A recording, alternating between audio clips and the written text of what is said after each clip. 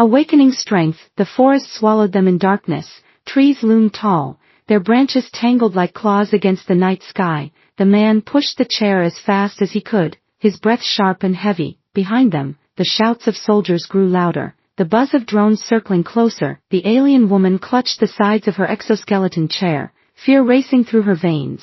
She could hear the metal creak under the strain. The chair wasn't fully finished, wires still loose, panels still weak, yet it carried her weight. Step by step, the man dragged her into the shadows of a thick grove. Pressing his back against a tree, he pulled her close, whispering, "Stay low, don't make a sound." The drone lights flickered between branches, sweeping beams of red across the ground. Soldiers' boots stomped against leaves, crunching closer. Her heart pounded. Every instinct told her to scream, to cry, but she bit down hard on her lip. The man's hand rested on the chair, steady, his face was calm, but his eyes burned with fire. The soldiers stopped just meters away. Their leader barked, "Search the forest.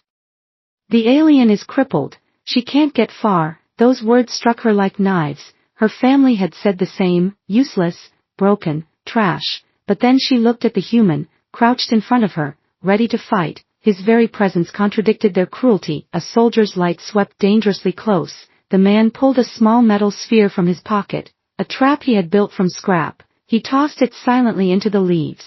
A second later, sparks exploded, blinding light flaring. The soldiers cursed, covering their eyes. The man grabbed the chair and pushed it deeper into the trees. His muscles screamed, but he didn't slow down. At last, the forest opened to a clearing. The moonlight poured over them, pale and cold. The woman gasped, not from fear this time, but from something new. The exoskeleton chair hummed under her, its joints shifted, gears locking into place. Power pulsed through the frame. Her legs twitched. For the first time in years, she felt them move. She stared down in disbelief. I can feel." Her voice cracked, tears filling her eyes. The man tightened the last strap, his fingers flying over the controls. "The chair is responding. It's not perfect, but it will hold you. Stand if you can." Her breath shook. She hesitated. Then, with trembling effort, she pushed against the arms of the chair. The gears whined, metal legs straightened. She rose, unsteady but upright. The world tilted around her, but she was standing. Her tears fell freely. Her voice broke into a whisper. "I'm not broken anymore." The man smiled faintly. "No, you never were." Branches cracked behind them. Soldiers burst into the clearing, rifles raised, drones circled above. The woman's fear returned for a heartbeat, but then something else rose stronger. Fury. Her hands tightened on the chair's controls. Power surged into her legs. The exoskeleton whirred louder, stabilizing her stance. The soldiers laughed when they saw her. "She can barely stand," one mocked, but when the first shot fired, she moved faster than anyone expected. She swung the metal leg of the chair, striking the soldier with crushing force. He collapsed to the ground, armor dented. The man fought beside her with his wrench, striking down another. Together, they stood back to back, human and alien. The forest echoed with the clash of steel, the hiss of drones, the cry of soldiers. For the first time, she was not helpless. For the first time, she was fighting for her own life. The soldiers, shocked, began to fall back, dragging their wounded. The drones buzzed away into the night. The man wiped blood from his face, panting, "We can't stay here, they'll return with more." The woman, still shaking but standing tall, nodded. Her voice was stronger now. "Then let's keep moving, I can walk with you now." The escape plan. The tunnel was dark and narrow. Dust fell from the ceiling as flames above shook the workshop. The man pushed the exoskeleton chair forward, the wheels creaking against stone. The alien woman clutched the arms of the chair, her heart pounding. Every sound behind them felt closer, louder. The tunnel split into two paths. The man stopped, listening. One way led to the outer streets, crowded with patrols. The other went deeper under the city, through forgotten passages once used by smugglers. "They'll expect us on the streets," he whispered, his voice low but sure. "So we go where they don't look." He turned the chair into the darker path. The air grew colder. The tunnel walls dripped with water. Rats scattered as the wheels rolled forward. The woman looked around with wide eyes, her voice trembling. "Why are you doing this for me? You could escape alone." He glanced at her, shadows across his tired face. Because I can't leave you, he said simply. You didn't deserve the junkyard, you deserve life. Her chest tightened, tears slid down her face. No one had ever said that to her, not even her family. Hours passed as they moved deeper. The man's hands ached from pushing the chair, his breath was heavy, but he didn't stop. Every sound of boots above pushed him forward. At last, they reached an iron grate, through the cracks. Faint light spilled in. Beyond it lay the outer gate of the city, guarded by soldiers and scanning drones. The woman's heart sank. We can't pass through there, they will see me. The man crouched beside her, his eyes scanned the ground, scattered with broken crates, old tarps, and rusted wheels. His mind worked quickly. We'll disguise you, he said, you'll look like broken scrap. He tore apart crates and draped the tarp over her, covering her alien skin. He scattered metal pieces across the chair to make it look like Jew. NK on wheels. The disguise was rough but convincing in the dim light. Stay silent, he whispered, no matter what happens. She nodded, her hands trembling under the tarp. The man pushed the disguised chair forward, the iron grate groaning as it opened. The guards at the gate turned, their weapons ready. Where are you going? One soldier demanded. The man forced his voice steady. Scrap delivery. They told me to move it out tonight. He kicked at the wheels, making them squeak like rusted metal. The soldier frowned, stepping closer. He tapped the tarp with his boot, listening for hollow sound. The woman's heart nearly stopped. She held her breath until her chest burned. For a moment, silence hung heavy. Then the soldier waved him on. Move along. Trash like this is worthless anyway. The man pushed forward, sweat dripping down his neck. The gate creaked open. Beyond it, the open road stretched into the night. But just as they passed, a drone scanned the chair. Its red light flickered, buzzing louder. The soldier's voice sharpened. Wait, something's wrong. The man gritted his teeth. His disguise had almost worked, but almost wasn't enough. He shoved the chair forward with all his strength, bursting through the gate before it closed. Stop them, the soldier shouted. Shots rang out. Sparks flew as bullets struck the ground. The man ducked low, pushing the chair faster. The woman clung to the arms, fear and adrenaline flooding her. The road twisted ahead, leading into the forest. Beyond the city walls, drones screamed overhead. Guards gave chase. The man glanced at her, his face hard. Hold on, we're not free yet. And as the night swallowed them, the chase truly began. The threat. The days after the inspection were tense. The man kept the alien woman hidden in the underground shelter. Every night he worked on her exoskeleton chair, and every day he listened for the sound of boots outside. The woman grew stronger little by little, though her body still refused to move below her waist. Her voice no longer shook when she spoke, but fear never left her eyes. She knew danger was drawing closer. One evening, as the man tightened bolts on the chair, the sound of heavy boots echoed through the street again. This time, it wasn't a random patrol. The steps were too many, too sharp. The man peeked through the cracks of his workshop door. Soldiers filled the road, carrying weapons. Their leader spoke loudly so all could hear. There is an alien missing from the junkyard. We have proof someone helped her escape. If she is found in your home, you will be executed. If you report her, you will be rewarded. The man's stomach dropped. Neighbors stepped out of their doors, whispering nervously. Fear spread through the street like smoke. The soldiers promised food and money for information. Back in the shelter, the woman heard the voice too. Her hands shook as she pulled the blanket tighter. They know, she whispered. They will find me. You should turn me in. You'll live. The man climbed back down the ladder, his jaw set. I won't do that, he said. His eyes were hard, but his voice was steady. I've already made my choice. She looked at him with tears. Why? Why risk your life for me? He paused, his hands tightening around his tools. Because you are alive, and that is enough. That night, whispers spread through the street.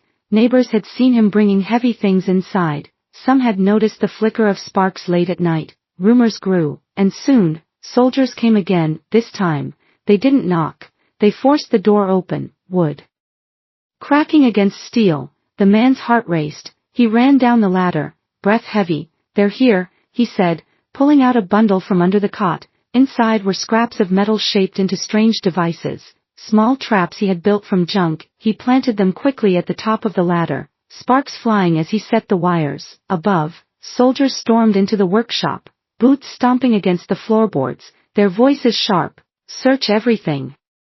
The woman's breath grew shallow. They'll kill you, she whispered, clutching the blanket. He shook his head, his eyes locked on hers. Not before I make them regret coming in here. The first soldier stepped onto the trapdoor. A loud crack echoed as the device snapped. Metal jaws clamped onto his boot, pulling him down with a scream. Sparks burst, and smoke filled the air. The other soldiers shouted, firing blindly into the workshop. Bullets tore through walls, dust raining into the shelter below. The man shielded the woman with his body, the sound of gunfire shaking the underground chamber. They won't stop, she said, her voice breaking. They'll burn this place to the ground. He pulled a heavy wrench from the wall and looked at her.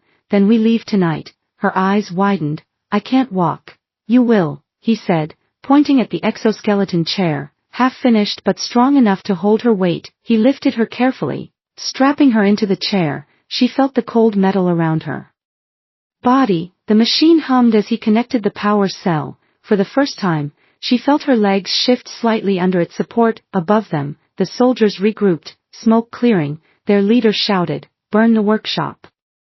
Nothing survives. Flames licked through the cracks in the floor. The man grabbed the chair and pushed her toward the back tunnel. Hold on, he said. The shelter shook with the weight of fire and footsteps. Behind them, the soldiers roared. Ahead, the dark tunnel stretched into the unknown, and between fire and shadow, the man swore he would not let her fall again.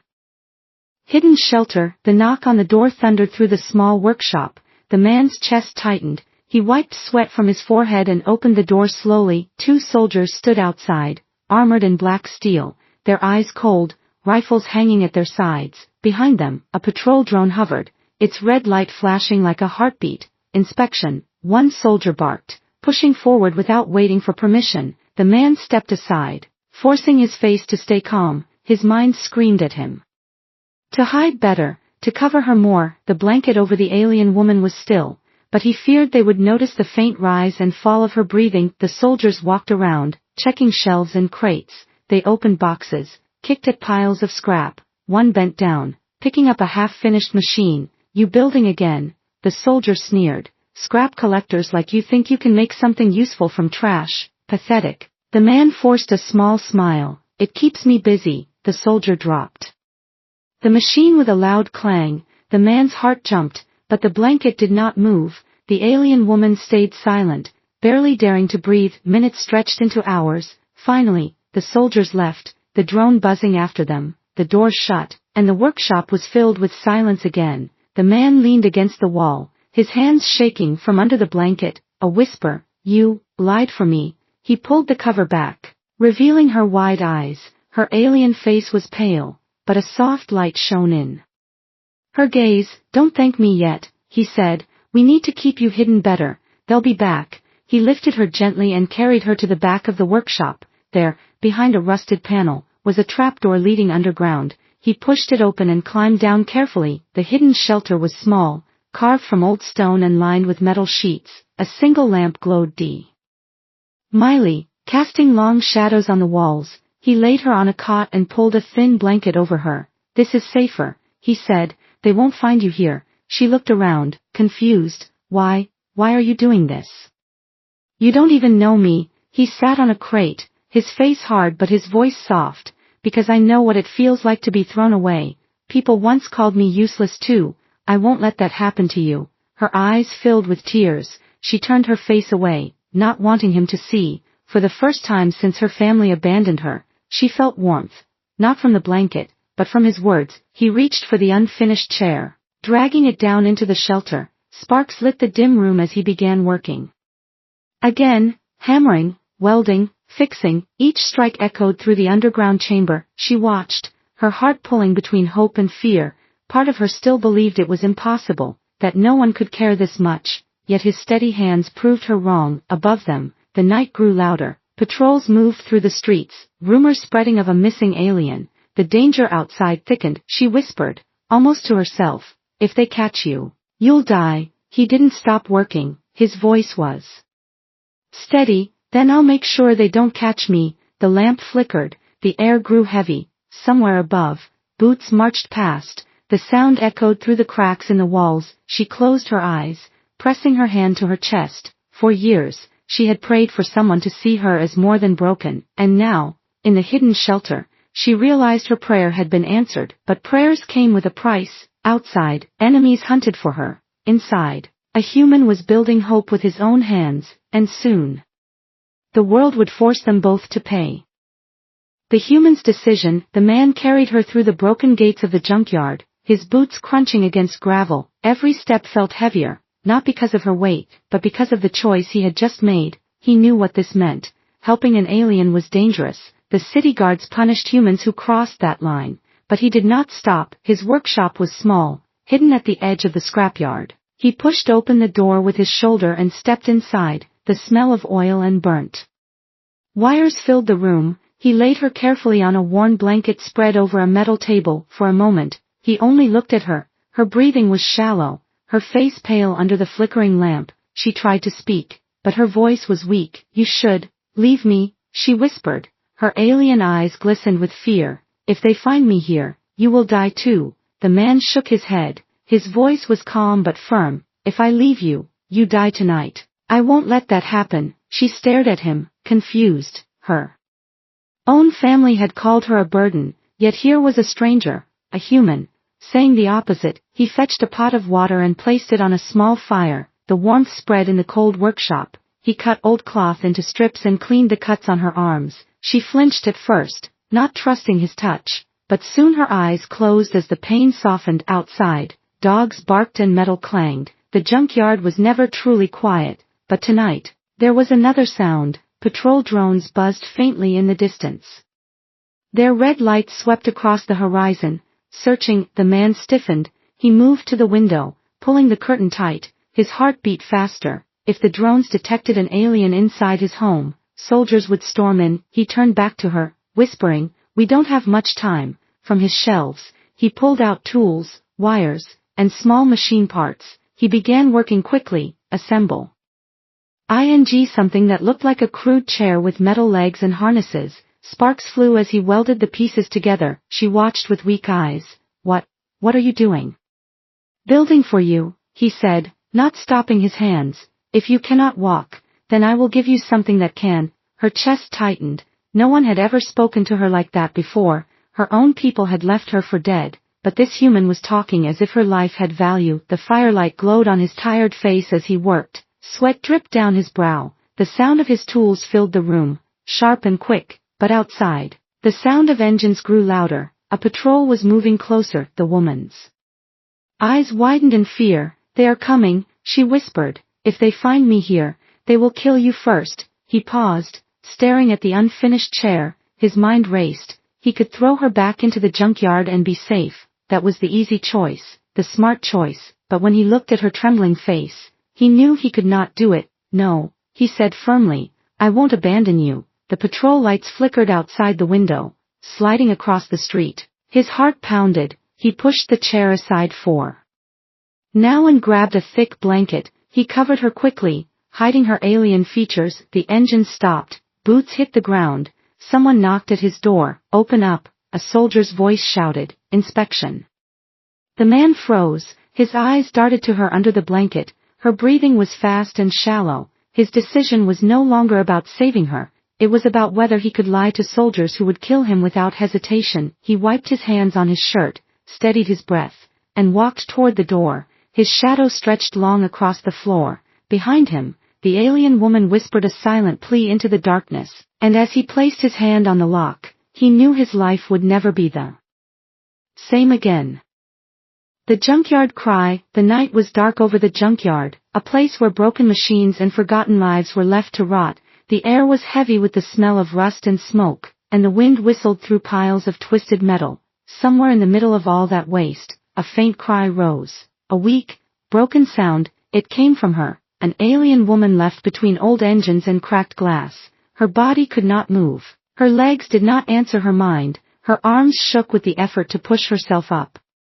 But she collapsed again. Her family had left her there that morning. Their voices still echoed in her head. "She is useless now," they had said. "She cannot walk. She cannot work. Let the junkyard have her." Tears burned her eyes. She was not useless. She was alive. She wanted to live. But the cold ground bit into her skin. and sharp wires dug at her clothes. The night grew colder. Strange shadows moved between the piles. Long claws scraped metal, and yellow eyes blinked from the darkness.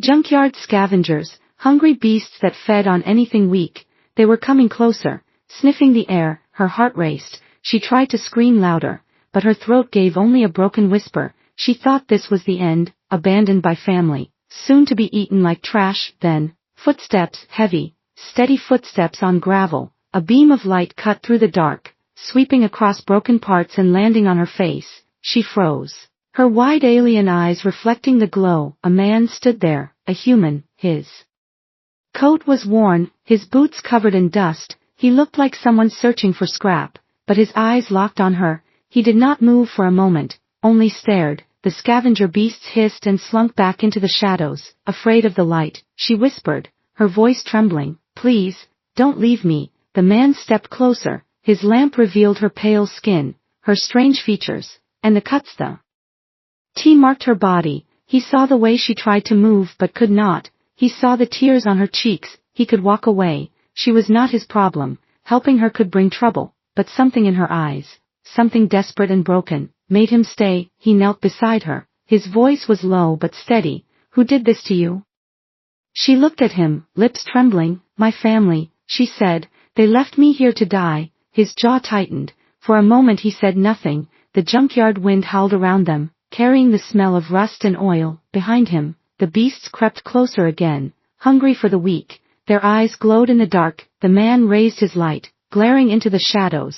They backed away, but not far. They were waiting. He turned back to her. She was shaking now, her breath sharp and uneven. She looked like she was fading. He thought quickly. He could carry her, but humans helping aliens was dangerous. If the guards caught him, he would pay with his life. He whispered, almost to himself, "She's not trash." Her eyes widened at his words. No one had ever said that to her, not even her own blood. He slid his arms under her fragile body. She gasped as he lifted her. Her legs hung lifeless. Her head fell against his chest. He could feel how light she was, as if her family had starved her before abandoning her. The scavenger beast screamed in anger as he walked away, his light swinging across the piles of metal. He held her tightly, each step louder in the night. She whispered again, so softly he almost didn't hear, Why are you helping me?" He didn't answer, not yet. All he knew was that he could not leave her there, not in the junkyard, not with the shadows watching. The junkyard grew silent behind him, but the real danger was still ahead. If anyone saw him carrying an alien, his life would change forever. And still, he walked on, her faint cry fading into his heartbeat. A new beginning. The forest grew quiet after the battle. The man and the alien woman moved deeper into the shadows, leaving behind the broken soldiers. The night air was cool, carrying the scent of pine and damp earth. For the first time since the junkyard, she felt the faint rhythm of hope beating in her chest. Her exoskeleton chair hummed softly, its gears adjusting with every step she took. She was still weak, still trembling, but she was moving under her own power. Each step was like a promise that she was no longer helpless. The man walked beside her, his shoulders tense.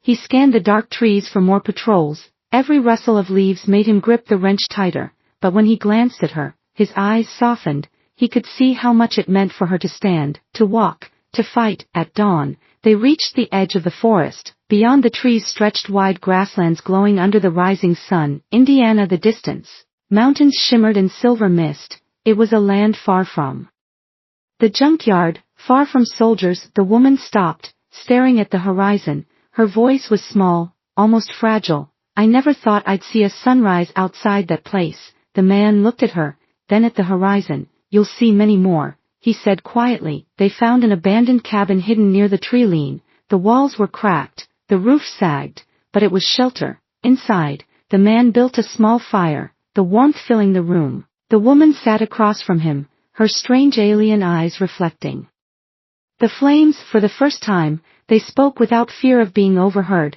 She told him her name, a soft word that carried the weight of loneliness. She told him how her family had abandoned her after the accident that left her paralyzed, how they had whispered that she was nothing but a burden. The man listened in silence, his hands folded. When she finished, he spoke in a steady voice. "The why were wrong. you're not a burden, you're stronger than they ever knew. Her throat tightened, tears slipping down her cheeks. She whispered, you saved me, when even my own blood left me. He shook his head, no, you saved yourself. I only gave you the chance. They sat in silence, the crackle of fire filling the air. For the first time, she felt safe. Not because she was hidden, but because she was seen. But peace never lasted long in their world. That evening, as the sun fell behind the mountains, a low hum filled the sky. They stepped outside, and their eyes widened. A ship descended slowly through the clouds, its silver hull shining in the fading light. It was larger than any patrol craft, more advanced, more powerful. The air vibrated with its presence. The woman gripped the arm of her chair, fear flooding her veins. They found us, she whispered. The man raised his wrench, his jaw tight. But then, the ship's lights dimmed, and a voice echoed across the clearing, not harsh, but calm. We watched what you did, human, the voice said. You saved one of ours when others abandoned her. Few have dared such a choice. The woman gasped, recognizing the tone. They are not soldiers, they are watchers, elders from my kind. The ship landed gently, its doors sliding open. Figures stepped out, their faces older, wiser. Their eyes rested on her first, then on the human who stood beside her. One elder spoke. We were told you were worthless, but now we see the truth. You fought, you rose, you lived, and you, human, you chose to protect life when even her own family would not. The clearing was silent. The woman's tears fell again, but this time, they were not of sorrow, they were of release, of being seen, of finally being valued. The elder bowed slightly. From this day, neither of you will be alone again. The man lowered his wrench slowly, looking at the woman. She turned her face toward him, whispering, a new beginning. Beyond the junkyard, the ship stood like a silver giant in the clearing, its hull glowing softly under the stars. The man and the alien woman stared at it, their breaths caught in their throats. Her heart pounded. She had never imagined her story would end here, not in the shadows, not in a junkyard, but in front of something far greater. The elders stepped closer, their robes flowing in the night breeze. Their eyes scanned her carefully, then shifted to the human. The silence between them was heavy, full of judgment and curiosity. One elder finally spoke, his voice deep and calm. You were cast away as broken, yet you lived, you fought, you rose. That alone proves worth. The woman lowered her head, her voice trembling. But I am still weak, I cannot walk without this chair. Another elder shook her head slowly. Strength is not only in the body, it is in the will, and you have shown more will than those who abandoned you. The man placed a hand on her shoulder, steady and warm. She turned her face slightly, meeting his eyes. There was no pity there, only respect. But then the air shifted, a sharp voice cut through the calm. She is a shame to our kind, she should never have been saved. From the shadows of the ship, new figures appeared, armored and grim. They were not elders, they were enforcers, loyal to the old ways. To them, weakness was a crime. The woman froze, her hands trembling on the chair controls. These were the same kind of voices that had condemned her before. The man stepped forward, his jaw set. If you want her, you'll have to go through me. The enforcers laughed. A human? You think you can stand against us? But before the man could answer, the woman rose. The exoskeleton chair hissed as it locked into place. Her legs, powered by the frame, held her upright. Her eyes burned with a fire no one had ever seen in her before. No, she said, her voice sharp and steady. If you want to take me, you'll have to go through us. The clearing shook as the enforcers drew their weapons. The elders raised their hands, shouting for peace. But the clash had already begun. The man swung his wrench, striking the first enforcer. Sparks burst in the night. The woman moved with surprising speed, her exoskeleton legs slamming into the ground, driving back another attacker. The battle was fierce. Steel clashed against steel, lights from the ship lit the chaos. Drones from above captured everything. The struggle of one human and one paralyzed alien standing side by side against warriors of an empire. At last, the enforcers fell back, their pride broken. The elders stepped between them, their voices commanding, enough. This woman has proven herself, and this human has proven humanity's worth. Let them be. The enforcers growled but obeyed, retreating into the ship, breathless. The woman collapsed back into her chair, her chest heaved, sweat shining on her face, but her eyes glowed with victory. For the first time, she had not been defended, she had defended herself. The man knelt beside her, his hand steady on hers. Told you, he said softly, you were never trash. Tears welled in her eyes, but they were not from pain, they were from pride. The elders approached once more. The junkyard was the end your family chose for you, but what you did tonight is the beginning of something greater. If you choose, you may come with us, and we will give you a place of honor. She turned to the man, her voice quiet. I will not go without him. He saved me when no one else would. My beginning is with him. The elders nodded slowly. Then so be it. The ship's ramp lowered, the lights glowing brighter. Together, the man and the woman rolled forward, stepping into a future neither of them could have imagined. The junkyard was behind them, but ahead was a new world, a new life, and a new name, not broken, not abandoned, not forgotten, but free. The human's price. The ship lifted from the forest clearing, its engines humming low as it rose above the trees. Inside, the woman sat strapped into her exoskeleton chair, her hands trembling slightly on the armrests. The man sat beside her, his wrench still hanging from his belt. His eyes scanned the strange controls and glowing panels. For a moment, silence filled the cabin. She had escaped the junkyard, she had fought, she had risen, yet her heart would not rest. Something in the eyes of the elders haunted her. They had accepted her, but too quickly, too easily. The ship climbed higher, stars flooding the windows. Then a voice echoed through the cabin speakers, cold and sharp. Human, step forward. The man stood, his jaw tight. What do you want from me? An elder stepped out from the shadows of the bridge, his eyes fixed not on the woman but on the human. Do you understand what you have done?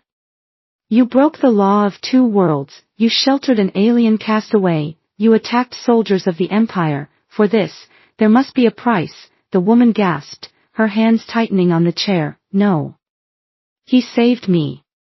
Without him, I would be dead. The elder's expression did not change. That may be true, but every action demands balance. If we forgive him, others will think they can defy us too. The man's voice was steady though his chest burned. Then take me, but leave her free. She deserves to live. The woman's heart shattered at his words. She had expected to lose her family, her dignity, even her body, but not him, not the one person who had chosen her when no one else would. She pushed the chair forward, the metal legs whirring. If you punish him, you punish me too, she said, her voice strong. Because we are one now, my life is tied to his. The elders murmured among themselves, their robes whispered like wind. The air in the cabin grew heavy. Finally, another elder spoke, softer than the rest. Perhaps there is another way, not punishment, but proof. The man frowned. Proof of what? Proof of loyalty, the elder replied. You must face the trial of unity. If you succeed, you both live freely. If you fail, neither survives. The woman's breath caught. That is not a trial, that is a death sentence. The elder's eyes narrowed. And yet, it is the only path. The ship's engines shifted, the stars outside spinning as they turned toward a new direction. The man looked at her, his hand brushing lightly over hers. We've already survived the junkyard, we can survive this too. Her throat tightened, tears glistening in her eyes. She nodded slowly. Then we face it together. Hours later, the ship descended onto a barren moon. Its surface was cracked and dry, the air thin but breathable. Strange towers of black stone rose from the ground, each one carved with symbols of old trials. The man and the woman stood together at the base of one tower, elders watching from above. Their voices rang out, to prove your bond, you must face what no other pair has faced before, a trial. Not of strength alone, but of trust. The ground rumbled, stone split open, and from the shadows crawled something vast, half machine, half beast. Its metal jaws dripped with oil, its eyes burned red. The woman's exoskeleton locked into combat stance, her legs trembling but ready. The man tightened his grip on his wrench. She looked at him, fear and fire in her eyes. Together? He nodded once, his jaw firm, always, and as the monster roared, the trial began.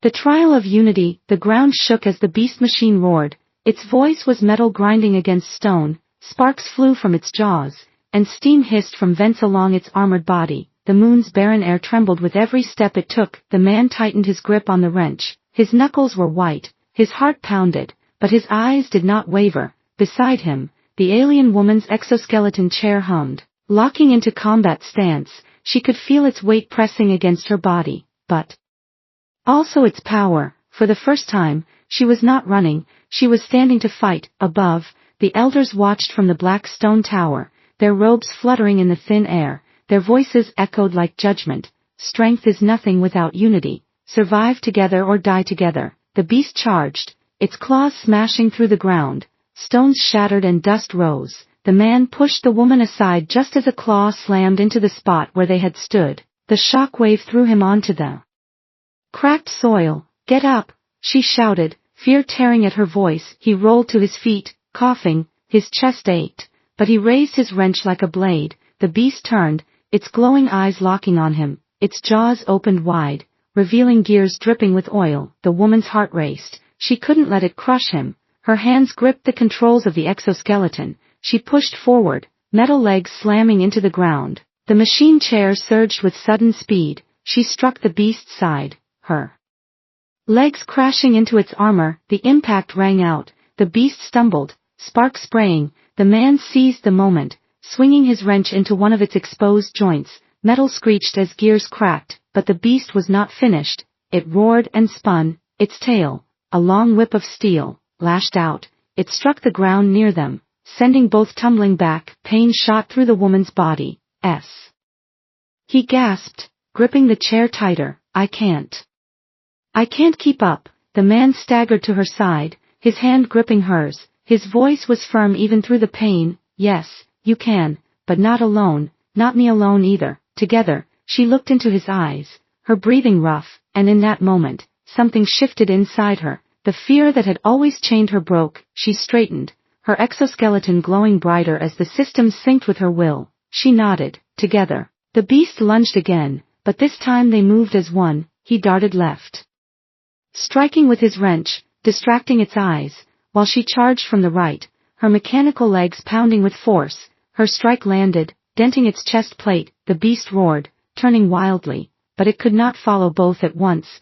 Blow after blow, they struck, one after the other, their movements imperfect but aligned by trust. Finally, the man leapt onto its back, driving his wrench into the creature's neck joint. Sparks burst in a shower of light. The beast staggered, its roars broken.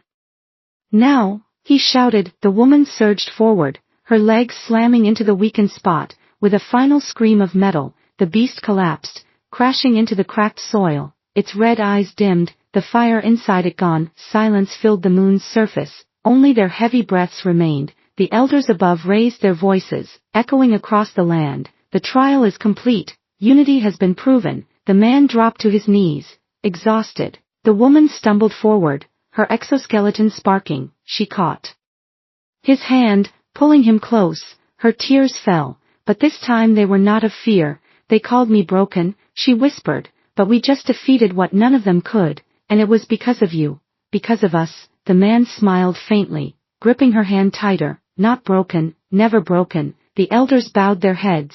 For the RST time, they looked not down on her, but upon her with respect. The trial was over, but their story was only beginning.